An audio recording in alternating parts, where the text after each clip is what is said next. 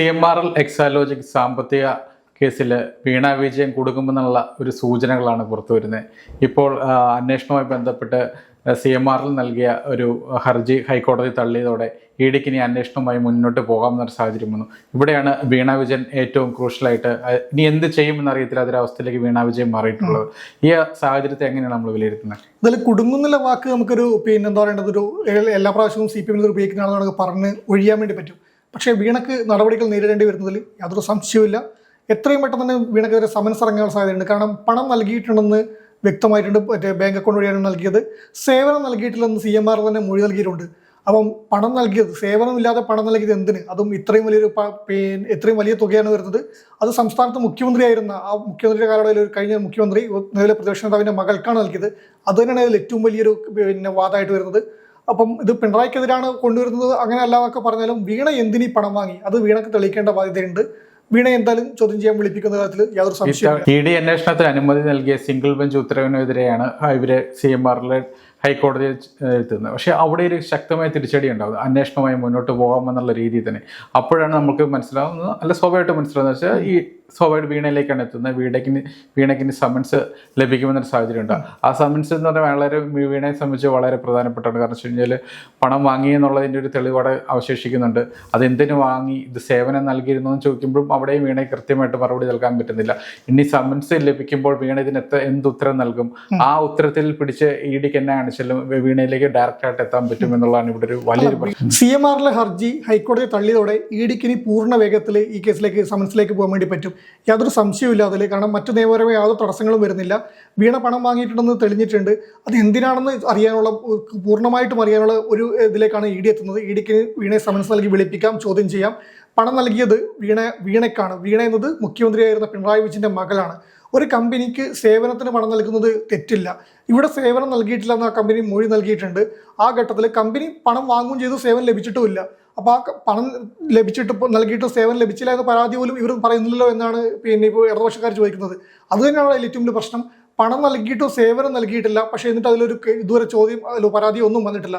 അങ്ങനെ വരാത്തതിൻ്റെ കാരണം ഇത് സേവനത്തിന് നൽകിയ പണമല്ല, ഇത് മറ്റെന്തിനോ നൽകിയ പണമാണ് എന്നൊരു വാദമാണ് അവിടെ വരുന്നത്. അതെന്തിനാണ്? അതറിയാൻ വേണ്ടിയിട്ടാണ്. അത് പിണറായി വിജയൻ്റെ മകളായിട്ട് നൽകിയതാണോ എന്ന ചോദ്യം ബാക്കിയാവുന്നുണ്ട്. ആ ചോദ്യത്തിനുള്ള ഉത്തരമാണ് ഇനി തേടാനുള്ളത്. അത് വീണക്ക് എന്തായാലും പറഞ്ഞാൽ മതിയാവുന്ന തരത്തിൽ അത് സംശയം വരുന്നില്ല. ഇവിടെ പ്രധാനമായിട്ട് വരുന്നൊരു കാരണം, ഒരു ചോദ്യമായിട്ട് പറയുന്നത് കള്ളപ്പണം വെളുപ്പിക്കലാണ്. ഈ പണം വാങ്ങി എന്നുള്ളതിന് തെളിവിടെയുണ്ട്. പണം കൊടുത്തയാൾ ആരാണെന്ന് നമുക്കറിയാം.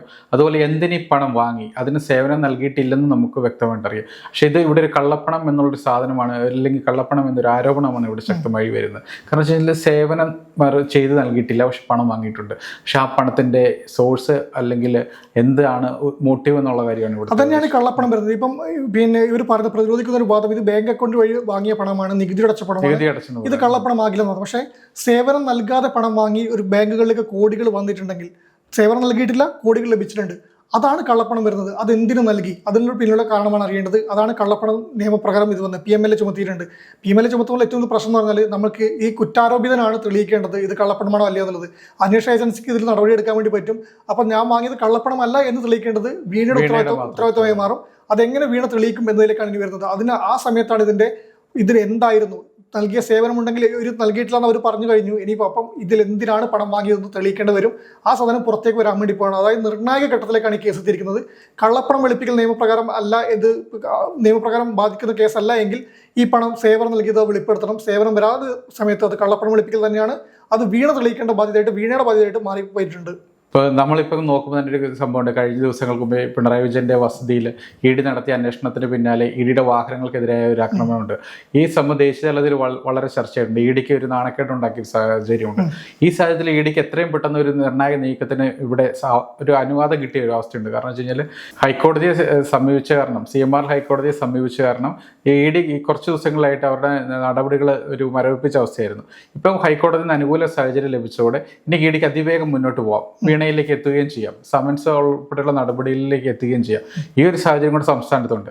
അത് വീണയ്ക്ക് ഭയങ്കര ഒരു തിരിച്ചടി, അല്ലെങ്കിൽ വീണയെ സംബന്ധിച്ച് വളരെ നിർണായക ഒരു സാഹചര്യമാണല്ലോ. അല്ല, ഇതിലിപ്പോൾ CPM പ്രതിരോധത്തിലാവാൻ വേണ്ടി പോവാണ്. കാരണം അന്ന് പിണറായി വിജയന്റെയും മുഹമ്മദ് റിയാസിന്റെയും ഉൾപ്പെടെയുള്ള 18 വീടുകളിലൊക്കെയാണ് റെയ്ഡ് നടത്തിയത്.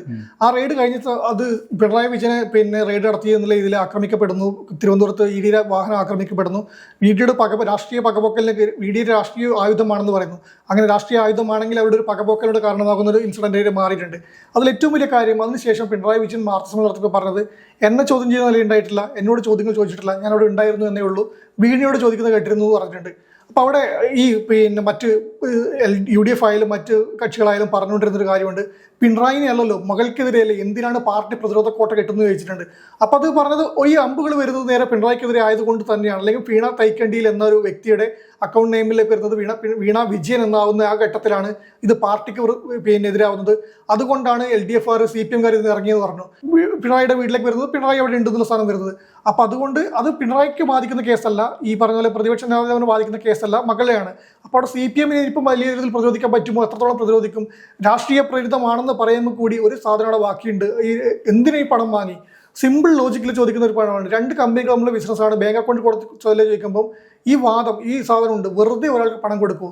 ഏത് കമ്പനി ആയാലും CSR ഫണ്ട് വഴി പല സേവനങ്ങളും ചെയ്യുന്ന, നല്ല കാര്യങ്ങൾ ചെയ്യുന്നത് നമ്മൾ കാണുന്നുണ്ട്. പക്ഷേ ഒരു കമ്പനിയിലേക്ക് വെറുതെ മാസത്തിൽ വെറും കോടികൾ വരുന്നത് എങ്ങനെ വരും? ആര് എന്തിനു കൊടുക്കുന്നു? അത് വരുമ്പം ഒരു വെറും വ്യക്തിക്കല്ല, അത് CPM-ന്റെ സമുന്നത നേതാവ് മുൻ മുഖ്യമന്ത്രിയായ പിണറായി വിജയന്റെ മകളുടെ അക്കൗണ്ടിലേക്കാണെന്ന് വരുമ്പോഴാണ് ആ ലിങ്ക് വരുന്നത്. അതവിടെ ഉണ്ട്. ആ അമ്പുകൾ പിണറായിക്ക് നേരെയാണ് പോകുന്നത്, യാതൊരു സംശയവും വരുന്നില്ല. അത് രാഷ്ട്രീയ പ്രേരിതമൊന്നും പറയാനൊന്നുമില്ല. വീണ്ടും അക്കൗണ്ടിൽ പണമുണ്ട്, സേവനം നൽകിയിട്ടുമില്ല. അപ്പം അതെന്തിനാണെന്ന് അറിയേണ്ടതില്ലേ? അത് അറിയേണ്ടതുണ്ട്. അത് വെറുതെ വരുന്നൊരു പണമല്ല. അങ്ങനെ വെറുതെ പണം ഒരാൾക്കുമാരും കൊടുക്കുന്നല്ലോ. ഈ കമ്പനി, കരിമണൽ കമ്പനി എല്ലാവർക്കും അങ്ങനെ കൊടുത്തിട്ടുണ്ടെന്ന് പറഞ്ഞാലും അത് ഈ പറഞ്ഞ അക്കൗണ്ടിൽ എവിടെയും കാണുന്നുണ്ടോ, ഇല്ല സാധനം ഉണ്ടോ എന്ന് ചോദ്യം വരുമല്ലോ. അവരെങ്ങനെ എല്ലാവർക്കും കൊടുക്കും, എല്ലാവരുടെയും മക്കൾ കൊടുക്കുന്നുണ്ടോ, അല്ലെങ്കിൽ എല്ലാ വ്യക്തികൾക്കും കൊടുക്കുന്നുണ്ടോ എന്ന് ചോദ്യമുണ്ട്.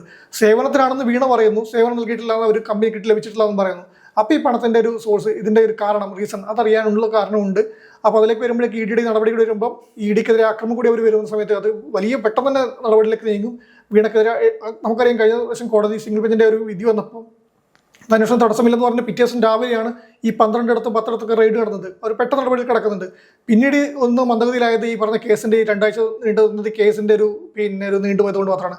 അതിലിപ്പോൾ വിധി വന്നു കഴിഞ്ഞു. ഇനി യാതൊരു സംശയമില്ല, വീണയ്ക്ക് എത്രയും പെട്ടെന്ന് തന്നെ സംസാരിച്ച് വീണ്ടും ചോദ്യം ചെയ്യാനും ഈ നടപടിയിലേക്ക് കടക്കും. ഇപ്പം നമ്മളിപ്പോൾ പറഞ്ഞാൽ ഈ കുറച്ച് ദിവസം കേസുമായിട്ടും ED കുറച്ച് സ്ലോയിലാണ് പോയിരുന്നത്. പക്ഷേ ED ഈ സമയത്ത് അവർക്ക് വേണ്ട രേഖകളെല്ലാം കളക്ട് ചെയ്തിട്ടുണ്ട്. ഈ അടുത്ത നടപടിയിലേക്ക് അവർ പോകാൻ വേണ്ടിയുള്ള ഒരുക്കം നടത്തിയിട്ടുണ്ട്. കാരണം വെച്ച് കഴിഞ്ഞാൽ ഡിവിഷൻ ബെഞ്ചിൻ്റെ ഒരു തീരുമാനത്തിനെതിരെയാണ് CMR ഹൈക്കോടതിയിലോട്ട് പോകുന്നത്. അപ്പോഴും നമ്മൾ കാണേണ്ട കാര്യം വെച്ചാൽ അവിടെ EDക്ക് കുറച്ചുകൂടി സാവകാശം ലഭിച്ചിട്ടുണ്ട്. അവർക്ക് ഈ കേസിലേക്ക് എത്താനും വീണയിലേക്ക് എത്താനും സമൻസ് ഉൾപ്പെടെയുള്ള നടപടികളിലേക്ക് കടക്കാനുള്ള സാവകാശം ലഭിച്ചിട്ടുണ്ട്. അതായത് എപ്പോൾ വേണമെങ്കിലും വീണയിലേക്ക് ED എത്തും എന്നുള്ള കാര്യത്തിലാണ് ഇപ്പോൾ സംസ്ഥാനം നമുക്ക് ഒരു സംശയമില്ല. ശനി അത് എപ്പോൾ ഇന്നും ഉണ്ടാകുമോ, അല്ലെങ്കിൽ അടുത്ത വരും മണിക്കൂറിൽ ഉണ്ടാകുമോ എന്നുള്ള കാര്യം. വീണയുടെ മുന്നിൽ ഒരു വഴി മാത്രമേ ഉള്ളൂ. എന്താണ് താൻ നൽകിയ സേവനം, അതൊരു തെളിവായിട്ടൊരു ഇമെയിലെങ്കിലും EDക്ക് മുന്നിൽ കാണിക്കാൻ പറ്റുമെങ്കിൽ വീണ കുരി വരാം. താൻ സേവനം ചെയ്തിട്ടുണ്ട്, തൻ്റെ കമ്പനി ഇപ്പം ഞാൻ ചെയ്യുന്ന സേവനത്തിന് എത്ര വിലയിടണം എന്നുള്ളത് അത് മറ്റു പുറമുള്ളവർക്ക് ഇപ്പം പറയുന്നത് അതാണ്. ഒരു സേവനം, ഒരു IT സൊല്യൂഷൻ, ഒരു പരിഹാരം നൽകാൻ ഇത്രയും കോടികൾ, അത് ആർക്കും പറയാൻ വേണ്ടി പറ്റുന്നതല്ല.